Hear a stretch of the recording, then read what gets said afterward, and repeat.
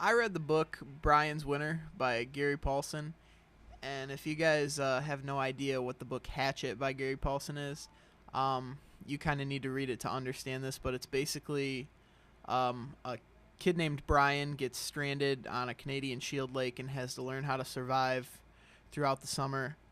And at the end of the book, he is rescued and gets taken back to civilization.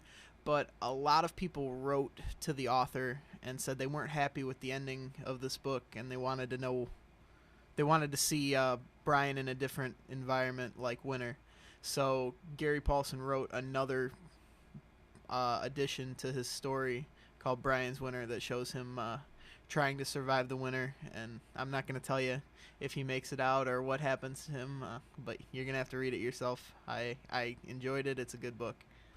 From reading this book, I both remembered how enjoyable it can be to read about something you like I'm very passionate about the outdoors, but I also realized that some of the literature like this that's considered for younger people is worth another read for an older person that understands more.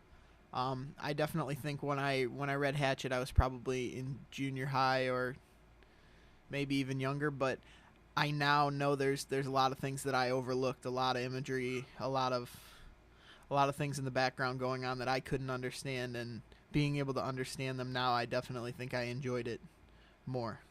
To me, the minor character with the most importance in this book, even though they're not a human character at all, was the bear.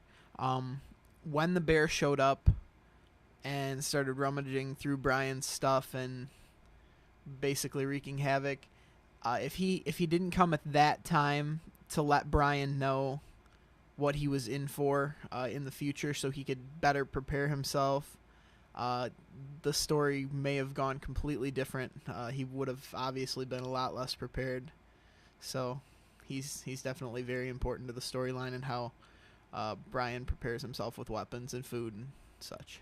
The character that changed most throughout this book was probably most obviously Brian. Not only because for most of the book he was the only human character around, but also his spectrum of change was up there with any novel character in any other book I've ever read. He goes from city boy in both books, goes from city boy to being able to survive in the summer and less harsh conditions to being able to acquire clothes and weapons and survive a winter in the Canadian wilderness, and that's just a giant change to me. I would give this book at least an 8 out of 10. It was very enjoyable for people like me that enjoy the outdoors. Very relatable. A lot of cool things you can enjoy in it, and I definitely think it's worth a read, even if you think it's underneath you. It's not a high stress read, but at the same time, it's enjoyable.